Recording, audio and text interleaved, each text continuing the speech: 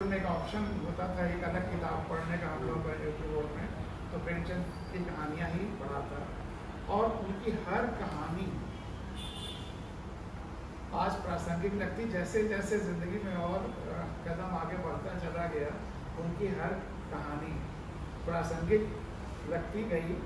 और आज के दौर में किसी भी राइटर की प्रासंगिकता को टेस्ट करने का सबसे बड़ा जो पैमाना है हो सकता है, वह इस समय के लोकतंत्र के लिए वो कितना ज़रूरी है और लोकतंत्र की जननी संविधान के अनुसार कितना ज़रूरी है। तो प्रेमचंद की हर कहानी, बल्कि मैं तो ये कहूँगा कि भारत का संविधान एग्जैक्टली उसी मानसिकता, उसी भावभूमि पर बनाया गया है जो प्रेमचंद की कहानियों और साहित्य में मिलता है।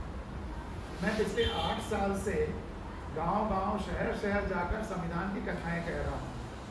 प्राइमरी स्कूल से लेकर के IIT, IIM तक कौन सा ऐसा प्रदेश, कौन से ऐसे जगह नहीं बची जहाँ मैंने संविधान कथाएं न कहीं ऑनलाइन पर भी उपलब्ध है। अपनी संविधान कथाओं में अक्सर मैं प्रेमचंद की कहानियों का ही जिक्र किया करता हूँ। उससे वो और ज़्यादा समझने समझाने में मदद करती है। और प्रेमचंद के जो विचार हैं वो कितने भी आधुनिक हम हो जाएं, लेकिन उससे भी आगे आधुनिकता में दिखाई देते हैं। जबकि उस जमाने में 20, 30, 40, 1930 उस दशक में, चाहे वो छुआछूत का विरोध हो, चाहे सामाजिक असमानता का हो, चाहे जाति भेद का हो, चाहे गंगा यमुनी संस्कृति का हो, चाहे पूंजी और गरीब का मामला हो, हर मामले पर उनकी अधिकांश कहानियाँ या उपन्यास समय से आगे जाकर के बात करते हैं। तो मैं विशेष संदर्भ जो 3 कहानियों का उनका जिक्र करता हूँ, उस पर ज़्यादा फोकस करूँगा क्योंकि बहुत सारी बातें बहन जी ने बताई। उनकी 2 कहानी परीक्षा है। पता नहीं आप लोगों ने दोनों कहानियाँ पढ़ी हैं या नहीं। दोनों एक ही नाम से है, परीक्षा। हम लोग जैसे सरकारी नौकरी में रहे तो एक तरह से कार्यपालिका में रहे। हम लोगों का सिलेक्शन सिविल सर्विस कमीशंस करते हैं, चाहे प्रोविंशियल हो चाहे सेंट्रल, जैसे केंद्र की नौकरियों के IAS, IPS, IRS के लिए union public service commission selection करता है। तो सिलेक्शन कैसे होना चाहिए, चाहे कार्यपालिका के लिए भी या विधायिका के लिए, उसके लिए एक पहली जो प्रेमचंद की कहानी मैं आपके सामने रखना चाहूँगा, वह परीक्षा का संक्षिप्त में, क्योंकि अगर आपने पढ़ी है तो और हल्के में जिस्ट में कह दूँ, नहीं तो जब रियासत, ये संविधान कथा की किताब मेरी है सरल शब्दों में 80 पेज में, इसमें कहानी उसमें है। जब और देखिएगा कि सिविल सर्विसेज में हम चाहे IAS में, IPS में किन लोगों को सेलेक्ट करना चाहिए, प्रेमचंद, या इवन हमको वोट देते समय कैसे लीडर्स चाहिए, इसके लिए इससे बड़ी कहानी नहीं हो सकती पूरे दुनिया में। प्रेमचंद ने जो लिख दिया है और उस समय विजुअलाइज किया है। जब रियासत देवगढ़ के दीवान सरदार सुजान सिंह बूढ़े हुए तो परमात्मा की याद आई। जाकर महाराज से विनय किया कि दीनबंधु दास ने श्रीमान की सेवा 40 साल तक की, अब मेरी अवस्था भी ढल गई, राजकाज संभालने की शक्ति नहीं रही, कहीं भूल चूक हो जाए तो बुढ़ापे में दाग लगे, सारी जिंदगी की नेकनामी मिट्टी में मिल जाएगी, इसलिए हमारे जगह पर किसी और को चुन लीजिए। राजा साहब अपने अनुभवशील नीति कुशल दीवान का बड़ा आदर करते थे। बहुत समझाया, लेकिन जब दीवान साहब ने न माना तो हार कर उनकी प्रार्थना स्वीकार की, पर शर्त ये लगा दी कि रियासत के लिए नया दीवान आप खोजना होगा। बड़े डिटेल में सारी चीज़ें लिखी हैं, मैं जिस्ट में आऊँगा। दूसरे दिन देश के प्रसिद्ध पत्रों में विज्ञापन निकाला गया कि ये दीवान का पद खाली हो रहा है, आइए। और तरह तरह के लोग आए, किस तरह से क्या क्या हुआ वो सब वर्णन किया हुआ उन्होंने। जो भी प्रत्याशी आए उनके रहने की व्यवस्था भी राजा ने की। एक दिन नए फैशन वालों को सूझी कि आपस में हॉकी का खेल खेला जाए। यह प्रस्ताव हॉकी के मजे हुए खिलाड़ियों ने पेश किया था। यह भी आखिर तक आखिर एक विद्या है। तो खेल हुआ। उसके बाद रियासत देवगढ़ में ये खेल बिल्कुल निराली बात थी। पढ़े लिखे भले मानुस लोग शतरंज और ताश जैसे गंभीर खेल खेलते थे। दौड़ कूद के खेल बच्चों के खेल समझे जाते थे। खेल बड़े उत्साह से जारी था। संध्या तक यही धूमधाम रही। लोग पसीने से तर हो गए। धूप गर्मी की आँख और चेहरे की झलक रही थी। हाँफते हाँफते बेदम हो गए, लेकिन हार जीत का निर्णय न हो सका। अंधेरा हो गया था। जो जस्ट क्लाइमेक्स पे छोड़ते हुए अंधेरा हो गया था। इस मैदान में जरा सा दूर, इस मैदान से जरा सा दूर हटकर एक नाला था। उस पर कोई पुल नहीं। पथिकों के नाले में से चलकर आना पड़ता था। खेल अभी बंद ही हुआ था और खिलाड़ी लोग बैठे दम ले रहे थे और सबको उसी नाले से होकर गुजरना था। ऐसी जगह पर खेल का इंतजाम किया गया था कि उस नाले से होकर आगना पड़ता था जहाँ रुके हुए हैं। और खिलाड़ी लोग दम ले रहे थे कि एक किसान अनाज से भरी हुई गाड़ी लिए उस नाले में आया, लेकिन कुछ तो नाले में कीचड़ था और कुछ उसकी चढ़ाई इतनी ऊंची थी कि गाड़ी ऊपर न चढ़ सकती। वह कभी बैलों को लटकाता, कभी पहियों को हाथ से धकेलता, लेकिन बोझ अधिक था और बैल कमजोर। गाड़ी ऊपर को न चढ़ती और चढ़ती थी तो कुछ दूर चढ़कर फिर खिसक कर नीचे आ जाती थी। किसान बार बार जोर लगाता और बार बार झुझला कर बैलों को मारता, लेकिन गाड़ी उभरने का नाम न लेती। बेचारा इधर उधर निराश होकर ताकता, मगर वहाँ कोई सहायक नजर न आता। गाड़ी को अकेले छोड़कर कहीं जा भी नहीं सकता, आपत्ति में फंसा हुआ था। इसी बीच खिलाड़ी हाथों में डंडे लिए घूमते घामते इधर से निकले, सारे के सारे खेलने के बाद। किसान ने उनकी तरफ सहमी से आंखों से देखा, परंतु किसी से मदद मांगने का साहस न हुआ। खिलाड़ियों ने भी उनको देखा, मगर बंद आंखों से, कि जिनमें सहानुभूति न थी। उनमें स्वार्थ था, मद था, मगर उदारता और वात्सल्य का नाम भी न था। लेकिन उसी समूह में एक ऐसा मनुष्य था जिसके हृदय में दया थी और साहस था। आज हाथी खेलते हुए उसके पैरों में चोट लग गई थी। लंगड़ाता हुआ धीरे धीरे चला आता था। अकस्मात उसकी निगाह गाड़ी पर पड़ी, ठिठक गया। उस किसान की सूरत देखते ही सब बातें ज्ञात हो गई। डंडा एक किनारे रख दिया, वो उतार डाला और एक किसान के पास जाकर बोला, मैं तुम्हारी गाड़ी निकाल दूँ। किसान ने देखा कि गठे हुए बदन का लंबा आदमी सामने खड़ा है। झुककर बोला, हुजूर मैं आपसे कैसे कहूँ। युवक ने कहा, मालूम होता है तुम यहाँ बड़ी देर से फंसे हो। अच्छा तुम गाड़ी पर जाकर बैलों को साधो, आंको, मैं पहियों पर ढकेलता हूँ, अभी गाड़ी ऊपर चढ़ जाती है। किसान गाड़ी पर जा बैठा। युवक ने पहिए को जोर से लगाकर उकसाया। कीचड़ बहुत था, वह घुटने तक जमीन में गड़ गया, लेकिन हिम्मत न हारी। फिर उसने जोर किया। उधर किसान ने बैलों को ललकारा। बैलों को सहारा मिला, हिम्मत मच गई। उन्होंने कंधे झुकाकर एक बार जोर किया तो गाड़ी नाले के ऊपर थी। किसान युवक के सामने हाथ जोड़कर खड़ा हो गया, बोला, महाराज आपने मुझे उबार लिया, नहीं तो सारी रात मुझे यहाँ बैठना पड़ता। युवक ने हंसकर कहा, अब मुझे कुछ इनाम देते हो।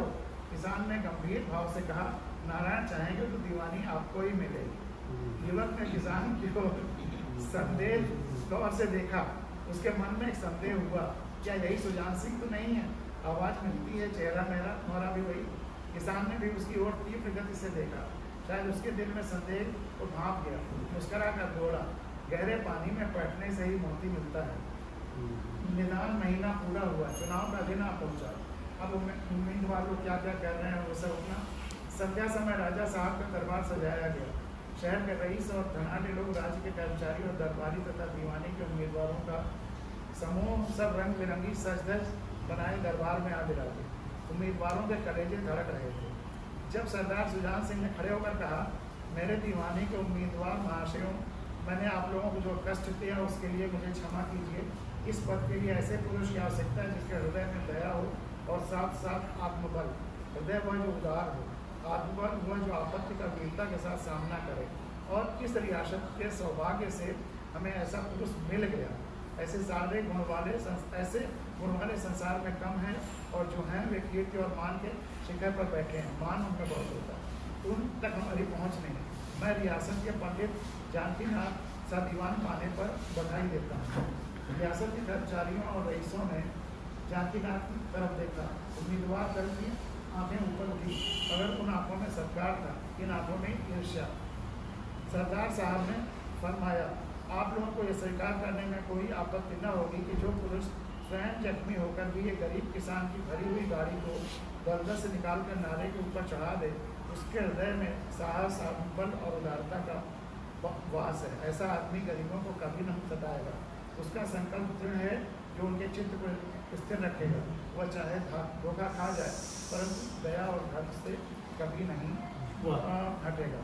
तो ये तो कार्यपालिका और विधायिका में चुनाव का अगर कोई माध्यम होना चाहिए, यूपीएससी में, यूपीपीएससी में या स्टेट्स में हमें कुछ न कुछ इस तरह का रखना है कि वैसे लोग वो दुनिया में मुट्ठी में करने के लिए नहीं, दुनिया भर की सेवा के लिए अपने हाथों का इस्तेमाल करने वाले ऐसे लोग हमारी कार्यपालिका और विधायिका में आए, ये बहुत ज़रूरी है।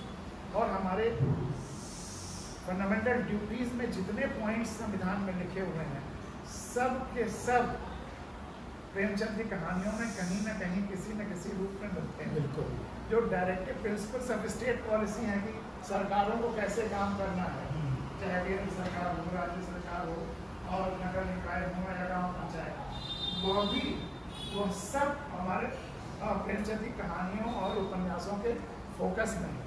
न्यायपालिका के बारे में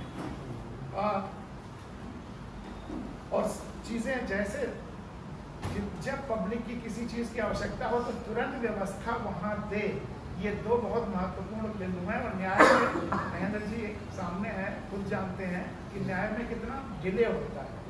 इस डिले को कम करने के लिए हमारी जो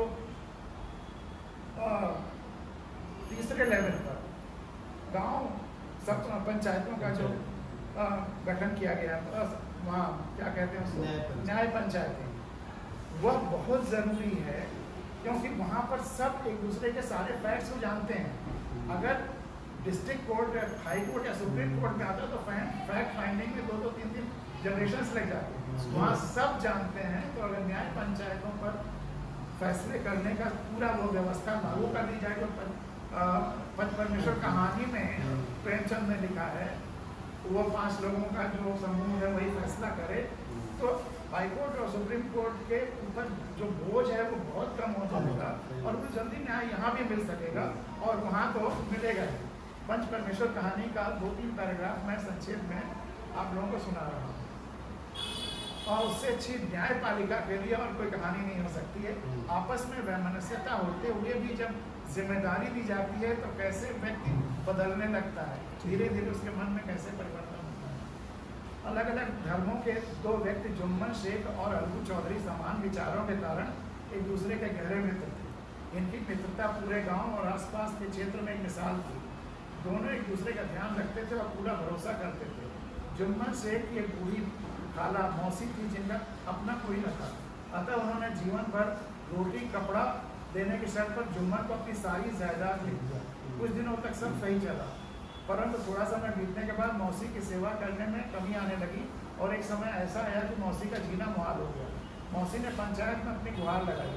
पंचायत में जुम्मन ने यह सोचकर कि गलत होने के बावजूद मित्र उनका ही पक्ष लेगा, अलगू चौधरी को पंच नियुक्त कर दिया। लेकिन पंचायत तो न्याय की रक्षक होती है और पंच के मुख से सत्य के अतिरिक्त कुछ और नहीं निकलता।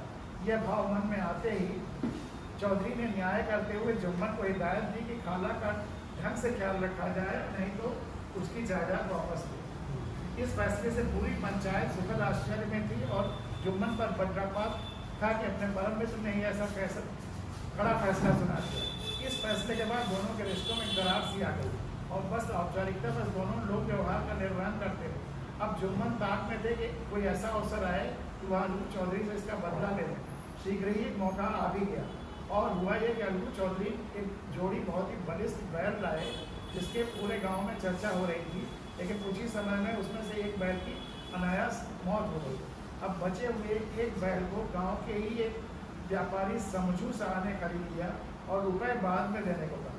समझू शाह गाँव में ही घी गुड़ लाद कर शहर को ले जाते थे और वहाँ से तेल नमक लाद कर गाँव लाते थे।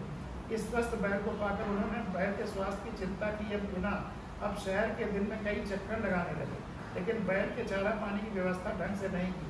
अतः एक दिन सामान से भरी हुई गाड़ी धोने के प्रयास के रास्ते में ही बैल की मृत्यु हो गई।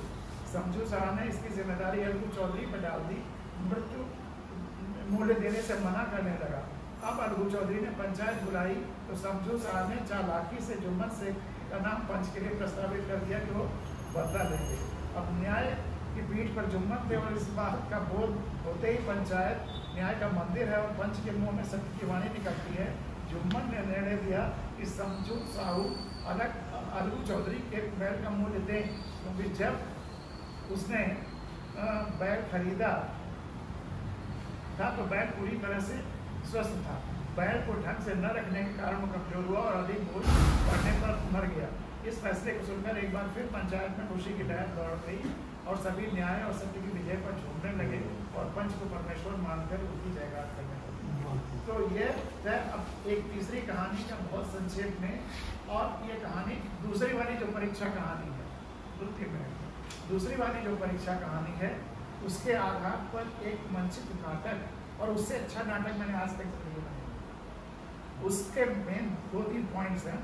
जब नादिर शाह ने हिंदुस्तान पर फतेह कर दिया तो दरबार लगा, मुगल बादशाह बगल में बैठा हुआ है, नादिर शाह चर्चा कर रहा है तो नादिर शाह कहता है बादशाह बहुत प्यास लगी है, थोड़ी देर मीटिंग के बाद दरबार में पानी पिलाओ।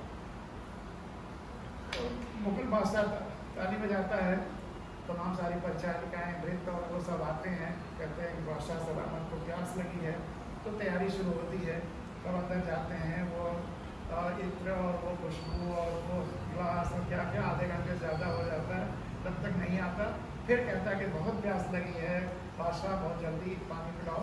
फिर ये ताली बजाता, फिर वही सब आते हैं, फिर कहता है जल्दी लाओ बादशाह सलामत को बहुत प्यास लगी है।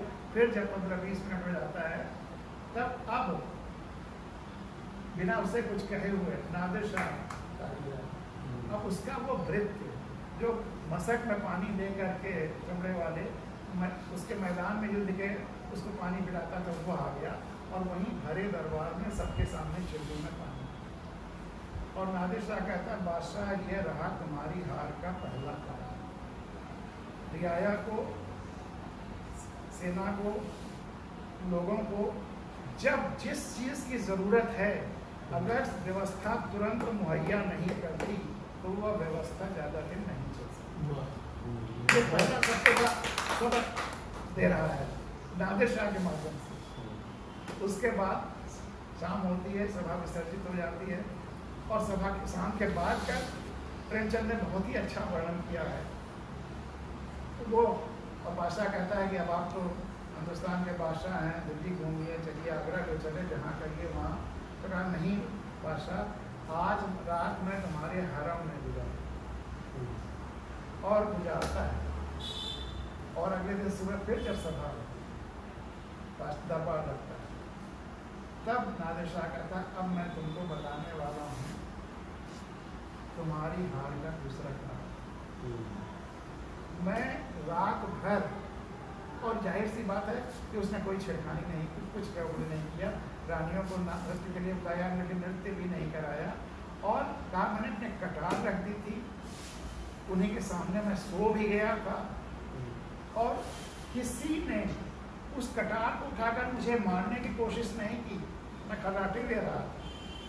अगर कोई कटार उठाकर मारने की कोशिश करता तो मैं दुखी नहीं होता, खुश होता कि कम से कम कुछ तो इज्जत बची हुई है तुम्हारे रानियों में।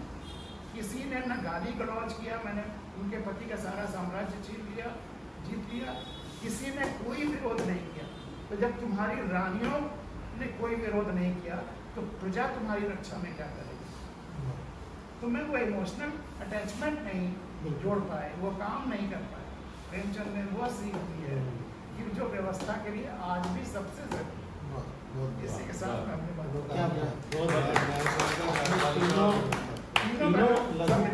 तीनों कहानियों के माध्यम से आपने जिस विषय पर हमने गोष्ठी रखी है